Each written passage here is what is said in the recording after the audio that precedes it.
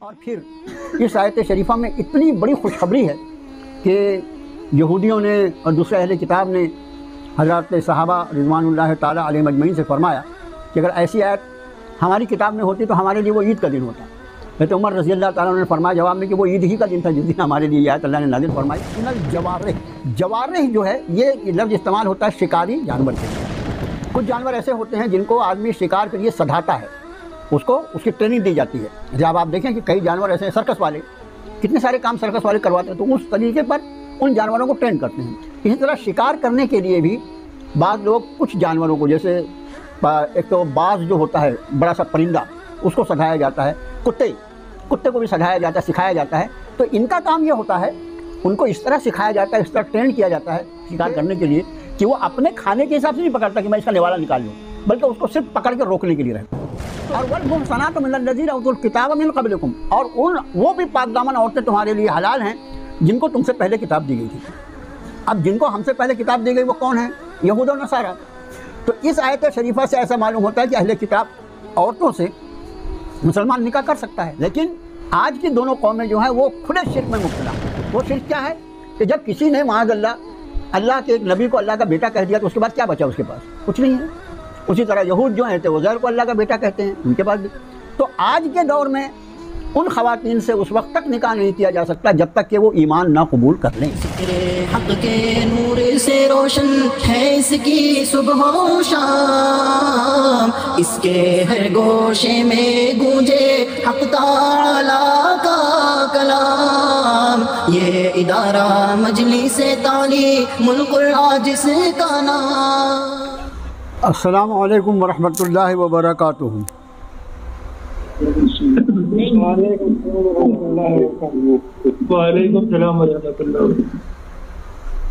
आज आयत नंबर 3 सूरतुल माइदा का तर्जुमा आप लोगों को बराह रास्त करना है, लेकिन तो भी मुझे थोड़ा ऐसा लग रहा है कि आपको दिक्कत ना हो, मैं एक मरतबा कर देता हूँ रवा तर्जुमा। आयत शरीफा पे निगाह रखिए। ये आयत नंबर 3 है।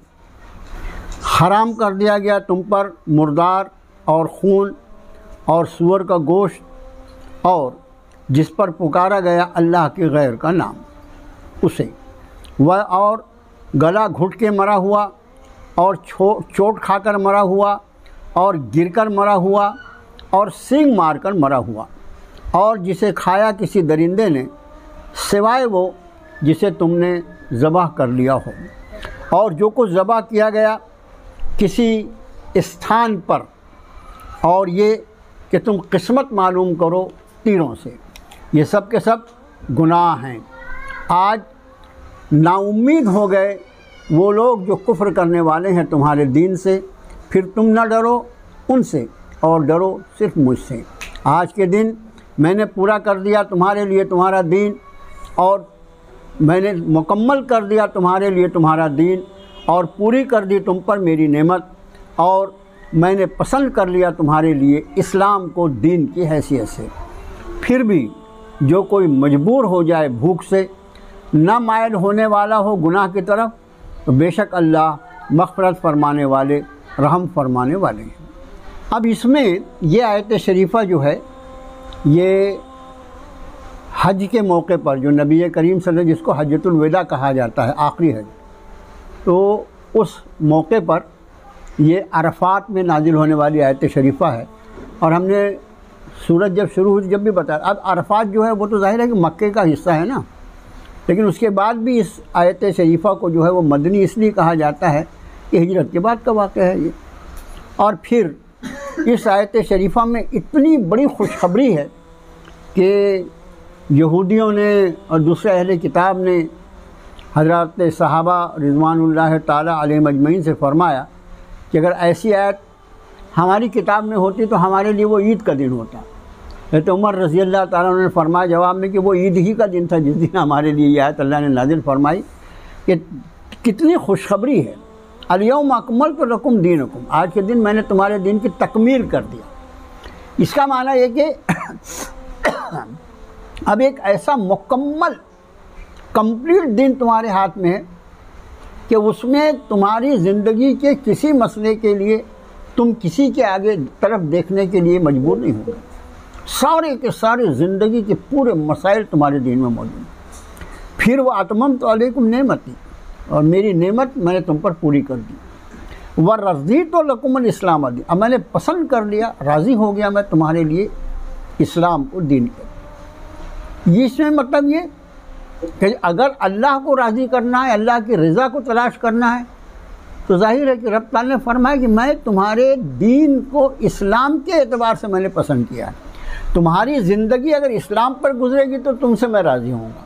इसका दूसरा माना खुद ब खुद ये कि अगर गैर इस्लाम पर गुजरेगी दीन ज़िंदगी, और उसके बाद भी कोई अगर अल्लाह की रज़ा की उम्मीद लगा के रखे, तो मैं समझता हूँ कि अजीब व गरीब बात है।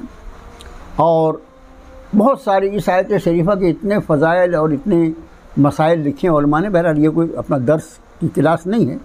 अगली आयत शरीफा देखो, यसअलूनका माज़ा उहिल्ल लहुम, यसअलूनका, वो आपसे सवाल करते हैं, वो आपसे पूछते हैं, माज़ा उहिल्ल लहुम, कि क्या हलाल किया गया उनके लिए। कुल, आप फरमाइए नबी सल्लल्लाहु अलैहि वसल्लम, उहिल्ल लकुमुत तय्यबात, हलाल किया गया तुम्हारे लिए पाकीज़ा चीज़ें। वमा अल्लमतुम मिनल जवारिह, अल्फाज इस सूरत शरीफा में नए अल्फाज हैं शुरू में, तो वो अल्फाज पे देखा, वमा अल्लमतुम, और जो तुम सिखलाओ, मिनल जवारिह, जवारिह जो है ये लफ्ज़ इस्तेमाल होता है शिकारी जानवर के लिए।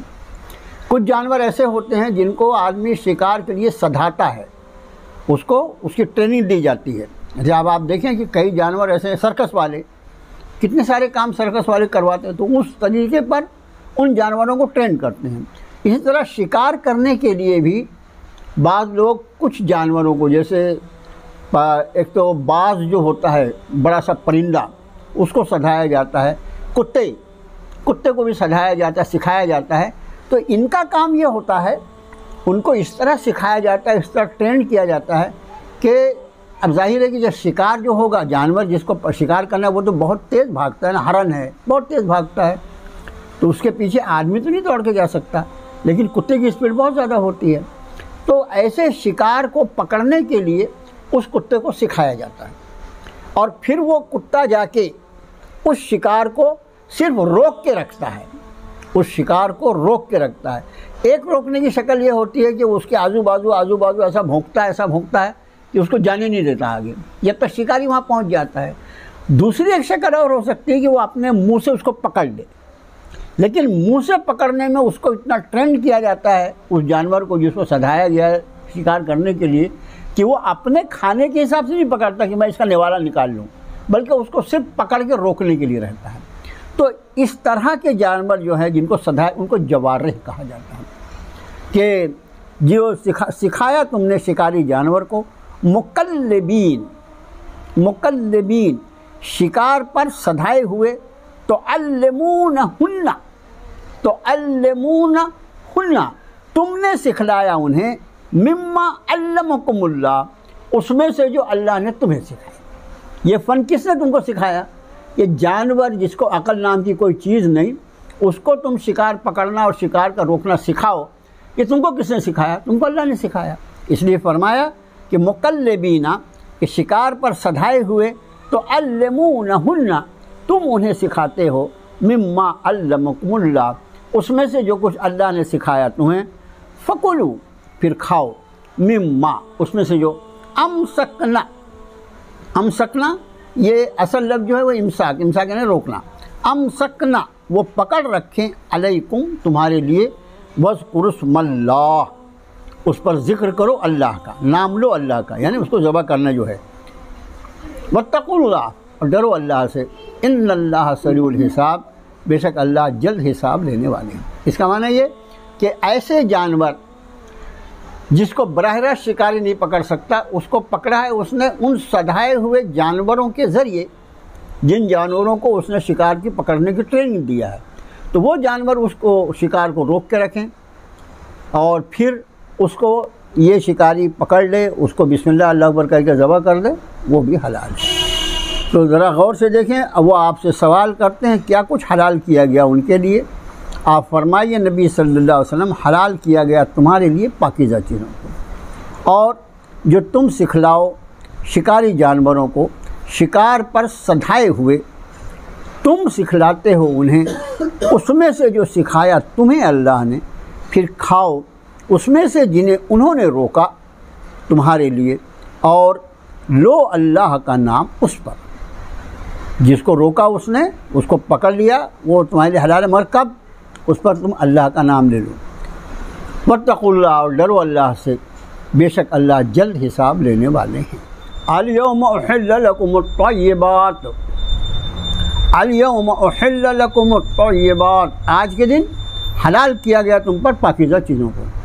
वतआमुल्लज़ीना ऊतुल किताब हिल्लुल लकुम, और खाना उन लोगों का, ऊतुल किताब जिन्हें दी गई किताब, हिल्लुल लकुम हलाल है तुम्हारे लिए, वतआमुकुम और खाना तुम्हारा, हिल्लुल लहुम हलाल है उनके लिए। तो ज़मीर जो है उसका कितना ख्याल रखना पड़ता है, ज़मीर का अगर फ़र्क पड़ा तो तर्जुमा उसका कुछ हो जाता है। आज के दिन हलाल किया गया तुम्हारे लिए पाकीज़ा चीज़ों को, और खाना उन लोगों का जिन्हें दी गई किताब हलाल है तुम्हारे लिए। वतआमुकुम हिल्लुल लहुम, और तुम्हारा खाना हलाल है उनके लिए। वल-मुहसनात मिनल मुअमिनात, और पाक दामन औरतें, पाक दामन मोमिन औरतें। वल-मुहसनात मिनल्लज़ीना ऊतुल किताब मिन क़ब्लिकुम, और पाक दामन उन लोगों में से जिन्हें दी गई किताब तुमसे पहले। पाक दामन औरतें उन लोगों में से जिन्हें दी गई किताब तुमसे पहले। इज़ा आतयतुमूहुन्ना उजूरहुन्ना, जब तुम दे दो उन्हें उनके महर। मुहसनीन गैर मुसाफिहीन, ये लफ्ज़ इसके पहले भी आ चुका है।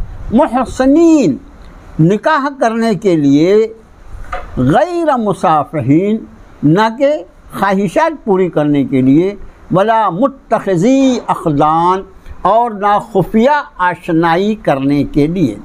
ममन यकफुर बिल ईमान, और जो कोई इनकार करे ईमान का, फ़क़द हबित अमलुहु, फिर तहक़ीक़ गारत हो गया उसका अमल। वह हुआ फिल आखिरत मिनल खासिरीन, और वो आखिरत में होगा नुकसान उठाने वालों में से। आज के दिन हलाल किया गया तुम पर पाकीज़ा चीज़ों को, और खाना उन लोगों का जिन्हें दी गई किताब हलाल है तुम्हारे लिए, और खाना तुम्हारा हलाल है उनके लिए। और पाकदामन औरतें ईमान वालों में से, और पाकदामन औरतें उन लोगों में से जिन्हें दी गई किताब तुमसे पहले, जब उन्हें दे दो उनके महर, निकाह करने के लिए, ना कि ख्वाहिशात पूरी करने के लिए, और ना ही खुफिया आशनाई के लिए। और जो कोई इनकार करे ईमान का, फिर तहक़ीक़ गलत हो गया उसका अमल, और वो आखिरत में होगा नुकसान उठाने वालों में से। देखिए इस आयत का आखिरी हिस्सा जो है वहाँ बहुत ख्याल रखना है। वमन यकफुर बिल ईमान, ये वाहिद के सीगे में है ये आयत। और जो कोई इनकार करे ईमान का, फ़क़द हबित अमलुहु, अमलुहु में हु की ज़मीर वाहिद की रहती है, फिर तहक़ीक़ गारत हो गया उसका अमल। अगर कोई इसका तर्जुमा गारत हो गया उनके अमल करेगा तो तर्जुमा मतलब अल्फाज आयात के हिसाब से गलत हो जाए। तो इसका बहुत ख्याल रखें, और बहुत तर्जुमा सही किया आपने। फ़क़द हबित अमलुहु, तहक़ीक़ गारत हो गया उसका। अब यहाँ पर देखिए ऊपर एक चीज़ रब ताला ने फरमाई बिल्कुल शुरू में कि वतआमुल्लज़ीना ऊतुल किताब हिल्लुल लकुम वतआमुकुम हिल्लुल लहुम, पहले किताब का खाना जो है वो तुम्हारे वहाँ गया था, उसके अब्बू गए बुलाने के लिए। किसके अब्बू? मलिका बोल रही। हाँ सही साहब, माइक बंद कर दीजिए ना। तो यहाँ रब ताला ने इरशाद फरमाया कि उनका खाना तुम्हारे लिए हलाल है, तुम्हारा खाना उनके लिए हलाल है। यहाँ तक तो समझ में आ गया। वल मुहसनात मिनल मोमिनात, ईमान वाली औरतें भी तुम्हारे लिए हलाल हैं निकाह के लिए। जिन औरतों से निकाह किया जा सकता है वो औरतें तुम्हारे लिए हलाल हैं। और वल मुहसनात मिनल्लज़ीना ऊतुल किताब मिन क़ब्लिकुम, और वो भी पाकदामन औरतें तुम्हारे लिए हलाल हैं जिनको तुमसे पहले किताब दी गई थी। अब जिनको हमसे पहले किताब दी गई वो कौन है? यहूद और नसारा। तो इस आयत शरीफा से ऐसा मालूम होता है कि अहले किताब औरतों से मुसलमान निकाह कर सकता है। लेकिन अब उलमा ये फरमाते हैं मुफस्सिरीन कि आज के दौर में जो अहले किताब पाए जाते हैं वो यहूद हो या नसारा हो, ये अक़ीदे के एतबार से एक नंबर के मुशरिक हैं। ये अक़ीदे के एतबार से हैं तो अहले किताब, जैसे अल्लाह मुझे माफ़ फरमाए कि मुसलमान तो अहले किताब है ना, आखिरी किताब का वारिस है। मुसलमान शिर्क नहीं करता क्या? जब मुसलमान होने के बाद उसने शिर्क किया तो जाहिर है कि शिर्क की जितनी गंदगी गिलाजतें वो सब उसके ऊपर जाएंगी। तो ठीक इसी तरह यहूद और नसारा हरचंद के वो अहले किताब हैं, लेकिन आज की दोनों कौमें जो हैं वो खुले शिर्क में मुब्तला हैं। वो शिर्क क्या है कि जब किसी ने माअज़ल्लाह अल्लाह के एक नबी को अल्लाह का बेटा कह दिया तो उसके बाद क्या बचा उसके पास? कुछ नहीं है। उसी तरह यहूद जो हैं तो उज़ैर को अल्लाह का बेटा कहते हैं, उनके पास भी। तो आज के दौर में उन ख़वातीन से उस वक्त तक निकाह नहीं किया जा सकता जब तक कि वो ईमान ना कबूल कर लें।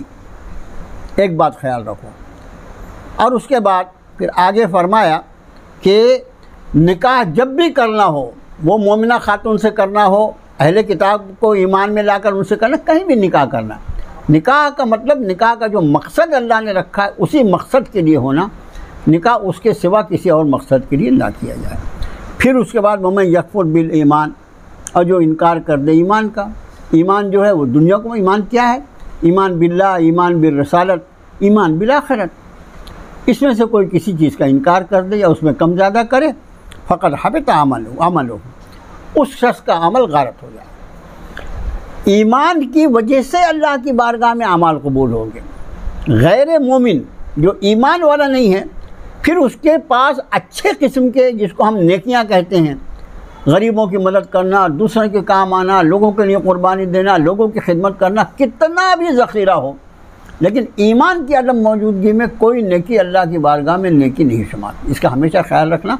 इसलिए ईमान पर बहुत ज़्यादा तवज्जो होना चाहिए कि हमारा ईमान हर हाल में वो ईमान बचा रहे जो अल्लाह की बारगाह में कबूल हो। अगली आयत शरीफा देखो। अब अगला तो खाने हाँ बोलिए। खाने के सिलसिले में क्या हो? खाना उनका खाना हलाल जो है, खाना खाया जा सकता है। हाँ खाना, एक मिनट बताइए, आप गैर मुस्लिम होटलों में खाते हैं कि नहीं?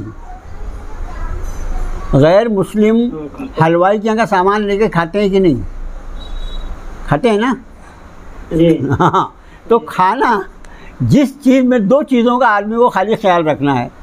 एक चीज़ ये कि वो फ़ी नफ्सी ही पाक हो, उसमें कोई नापाकी ना मिली हो, और दूसरी चीज़ वो ऐसी चीज़ हो कि जिस पर कोई शिर्क का, जैसे जो वमा उहिल्ला लिगैरिल्लाह, अल्लाह के गैर का उस पर नाम ना लिया गया हो। तो ऐसा खाना जो होगा वो हर हाल में पाक होगा और खाया जा सकता है, वो चाहे अहले किताब से हो या मुशरिकों के यहाँ भी। हमारा अभी जितना लेन देन मुसलमानों का है पूरी दुनिया के लेवल पर गैर मुस्लिमों से ज़्यादा है, तो वो पाक है। अगर और किसी मुसलमान की दुकान से भी कोई चीज़ ली जाए और खुदा न खास्ता उसमें कोई नजासत और नापाकी है तो वो हराम रहेगा।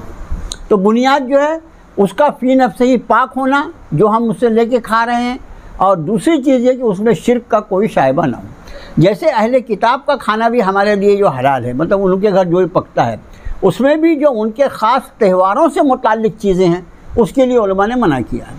जैसे मुशरिकों के यहाँ से दावत आती है, अपन उनके यहाँ शादी में जाए खाना खाते हैं, खा भी सकते हैं, कोई हरज नहीं उसमें। शर्त यह है कि उसमें कोई नापाकी ना हो, नजिस चीज़ ना हो, कोई हराम चीज़ ना हो, और उसमें कोई मुशरिकाना चीज़ ना हो, तो खाया जा सकता है मुशरिकों के यहाँ भी। मगर उनके त्यौहार के मौके पर और ऐसी चीज़ें जो उनके, जिसको प्रसाद कहा जाता है, या जो गैरुल्लाह के आगे वो रखते हैं, चढ़ाते हैं, जो भी हो, ऐसी चीज़ें कभी नहीं खाई जा सकती। बस इससे ख्याल रखना है। अगली आयत शरीफा जो है 6 नंबर की, इसमें अहकाम जो हैं वो आम मुसलमानों के अहकाम है। गौर से देखें। औज़ु बिल्लाहि मिनश शैतानिर रजीम, बिस्मिल्लाहिर रहमानिर रहीम। या अय्युहल्लज़ीना आमनू इज़ा क़ुमतुम इलस्सलाति फ़ग़सिलू वुजूहकुम व अयदियकुम इलल मराफ़िक़ वम्सहू बिरुऊसिकुम व अर्जुलकुम इलल काबैन व इन कुंतुम जुनुबन फ़त्तहरू व इन कुंतुम मरदा औ अला सफ़रिन औ जाअ अहदुम मिनकुम मिनल गाइति औ लामस्तुमुन निसा फ़लम तजिदू माअन फ़तयम्ममू फ़तयम्ममू सईदन तय्यबन फमसहू बिवुजूहिकुम व अयदीकुम मिन्हु मा युरीदुल्लाहु लियजअल अलैकुम मिन हरजिन वलाकिन युरीदु लियुत्तहिरकुम व लियुतिम्म निअमतहू अलैकुम लअल्लकुम तशकुरून। बहुत लंबी आयत है भाई। अल्फाज इसी से मिलती जुलती आयत शरीफा का हम तर्जुमा सूरह माइदा में कर चुके हैं, सूरह निसा में कर चुके हैं। सूरह माइदा तो अब चल रही है, बिल्कुल इससे मिलते जुलते अल्फाज से, उसमें नया कोई भी लफ्ज़ नहीं है। आपको याद, अभी जब मैं तर्जुमा करूँ तो आपको याद आ जाए। ऐ ईमान वालो इज़ा कुमतुम इला सला, जब तुम खड़े हो नमाज के लिए, फ़ग़सिलू वुजूहकुम, धो लो अपने चेहरों को। ये गसला लफ्ज़ जो है इसका मतलब होता है धोना, गसला का मतलब होता है धोना, इसीलिए गुस्ल जो है पूरे बदन को धोना है। तो गसला का लफ्ज़ असल में अरबी में जो उसे धोने के माने में इस्तेमाल होता है। तो धो लो अपने चेहरों को, व अयदियकुम, और अपने हाथों को, इलल मराफ़िक़, ये मराफ़िक़ लफ्ज़ जो है ये कोहनी को कहते हैं। ये हिस्सा आपको दिखाई दे रहा है, ये कोहनी है, इसको मराफ़िक़ कहा जाता है। तो धो लो अपने हाथों को कोहनियों तक। वमसहू बिरुऊसिकुम, और तुम मसा कर लो अपने सरों का। व अर्जुलकुम इलल काबैन, और तुम्हारे पैरों को, काब जो है वो कहा जाता है टखने को। हमारी एड़ी के ऊपर जो उठी हुई हड्डी है, हमारे पैर के ऊपर एक उठी हुई हड्डी जो है वो काब कहलाती है। काब लफ्ज़ जो है असल में वो मखरूत एक लफ्ज़ होता है उर्दू में, ऐसी चीज़ हो जिसका एक कोना निकला हो, एक कोना एक तरफ निकला हो और दो ऊपर से दो ऊपर की तरफ, उसको मखरूत कहा जाता है। तो उसको कहा जाता है काब। इसीलिए काबैन जो है ये काब का तस्निया है कि तुम धो लो तुम्हारे पैरों को टखनों तक। अब जब कोहनियों तक और टखनों तक कहा तो इसका माना ये है कि कोहनी भी उसमें शरीक है और टखने भी उसमें शरीक हैं। तो हाथ धोना है कोहनियों तक समेत धोना है, और पैर धोना है टखनों के समेत धोना है। वइन कुंतुम जुनुबन फत्ताह, और अगर तुम हालत जनाबत में हो, अगर तुम नापाक हो, फत्ताहरू, फिर तहारत हासिल कर लो। यानी ऊपर जो था वो वज़ू के फ़राइज़ बयान फरमाए। अपने चेहरों को धो, अपने हाथों को कोहनियों तक धो, अपने सर पे मसा करो और अपने पैरों को टखनों समेत धो। ये 4 फ़राइज़ वज़ू के गिना दिए। यानी हमको ये मालूम होना चाहिए, कोई बोले भाई तुम बोलते हो वज़ू में 4 फ़र्ज़ है, कहाँ है? ये सूरह माइदा की आयत नंबर 6 में है। फिर आगे वइन कुंतुम जुनुबन फत्ताहरू, फिर अगर तुम हालत जनाबत में हो, नापाकी में हो, तो तहारत हासिल कर लो ना, गुस्ल कर लो। वइन कुंतुम मर्दा, लेकिन अगर तुम बीमार हो, औ अला सफ़रिन, या सफ़र में हो, औ जा अहदुम मिनकुम मिनल गायत, ये लफ्ज़ जूँ का तू आया था सूरह निसा में, या तुम में से आया है कोई जाए ज़रूर से, यानी बैतुल खला से, औ लामस्तुमुन निसा, या तुमने छुआ है औरतों को, इसका माना तुमने बीवियों से फ़ायदा उठाया है। फलम तजदू मान, फिर तुम नहीं पाते पानी। यानी एक दो, देखो 2 चीज़ें, वहाँ भी यही 2 चीज़ें थी। एक चीज़, आदमी बैतुल खला से आया तो बैतुल खला जाने से क्या होता है, वज़ू टूटता है। दूसरी चीज़, और लामस्तुमुन निसा से गुस्ल टूटता है, इस पर गुस्ल फ़र्ज़ होता है। एक चीज़ जो थी वो वज़ू तोड़ने वाली बयान फरमाया रब ताला ने, दूसरी चीज़ गुस्ल को तोड़ने वाली बयान फरमाया। तो फलम तजदू माँ, और इन दोनों हालतों में या इन सब हालतों में अगर तुम्हें पानी नहीं मिलता, फ़तयम्ममू सईदन तय्यबा, फिर तुम तयम्मुम कर लो पाक मिट्टी से। फमसहू बिवुजूहिकुम व अयदीकुम मिन्हु, तुम मसह कर लो अपने चेहरों का और अपने दोनों हाथों का उससे, यानी उस पाक मिट्टी से। मा युरीदुल्लाह, नहीं चाहता अल्लाह, लियजअल अलैकुम मिन हरज, कि हो तुम पर कोई दुश्वारी। हरज का यहाँ तर्जुमा हम क्या बहुत अच्छा करेंगे, दुश्वारी। नहीं चाहता अल्लाह कि हो तुम पर कोई हरज, कोई दुश्वारी या कोई तंगी। वलाकिन युरीदो, लेकिन वो चाहता है, लियुत्तहिरकुम, ताकि वो पाक फरमा दे तुम्हें, वलियुतिम्म निअमतहू, और ताकि वो पूरी कर दे अपनी नेमत, अलैकुम, तुम पर, लअल्लकुम तशकुरून, ताकि तुम शुक्रगुज़ार हो। आयत शरीफा का तर्जुमा, ये तर्जुमा जो है ये मैंने लफ्ज़ी तर्जुमा किया। इसमें गुस्ल के वज़ू के फ़राइज़ बयान फरमाए अल्लाह ने, और उसके साथ ही तयम्मुम के मसाइल।